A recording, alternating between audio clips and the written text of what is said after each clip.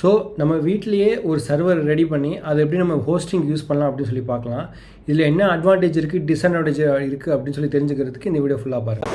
So இந்த மாதிரி coding and software development பற்றின வீடியோஸ் வேணும் அப்படின்னா இந்த சேனல் சப்ஸ்கிரைப் பண்ணி இந்த வீடியோ சேவ் பண்ணி வச்சுக்கோங்க. சிம்பிளாக ஒரு சிஸ்டம் வாங்கி செட் பண்ணலாம் அப்படின்னு சொல்கிறாங்க.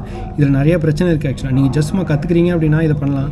மற்றபடி இதுதான் உங்களை ப்ரொஃபஷன் அப்படின்னா இதில் ஏற்பட்ட பிரச்சனை வரும். என்னென்ன வரும்னு பார்த்தீங்கன்னா, ஏன்னா நான் ஒரு தடவை ட்ரை பண்ணி இதில் ஃபெயிலியர் ஆகிருக்கேன். ஆக்சுவலாக நான் என்னென்ன பிரச்சனை வரும்னு சொல்கிறேன். பட் இதில் ரெண்டு விஷயம் இருக்குது. ஒன்று அட்வான்டேஜ் இருக்குது, டிஸ்அட்வான்டேஜ் இருக்குது.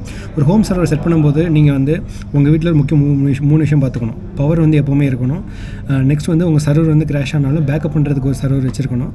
நெக்ஸ்ட் சர்வர் அடிக்கடி ஹீட் ஆகும். அதனால தான் நமக்கு ப்ராப்பரான கூலிங் என்வரன்மெண்ட்டில் உங்கள் சர்வர் வச்சிருக்கணும். அது நம்ம தமிழ்நாட்டிலலாம் பார்த்திங்கன்னா நம்மளோட டெம்பரேச்சர் எப்படி இருக்குன்னு தெரியும் உங்களுக்கு. ஸோ அதனால் மாறிக்கிட்டே இருக்கும்போது we have to be ready.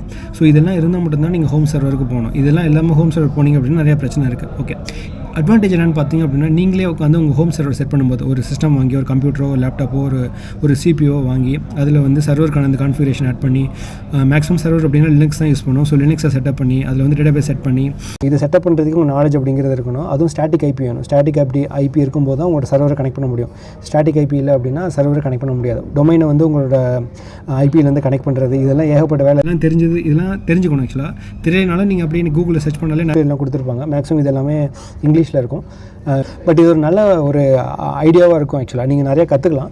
But hour இது அல்டிமேட்டாக எடுத்துகிட்டு போனீங்க அப்படின்னா ரொம்ப கஷ்டம். ஆக்சுவலாக நீங்கள் ஒரு ஜாவா அப்ளிகேஷன் ஒரு என்டர்பிரைஸ் அப்ளிகேஷன் டெவலப் பண்ணுறீங்க அப்படின்னா நீங்களே ஆன்லைனில் போய் ஒரு விபிஎஸ் ஹோஸ்டிங் வாங்கி அதை பண்ணிக்கோங்க.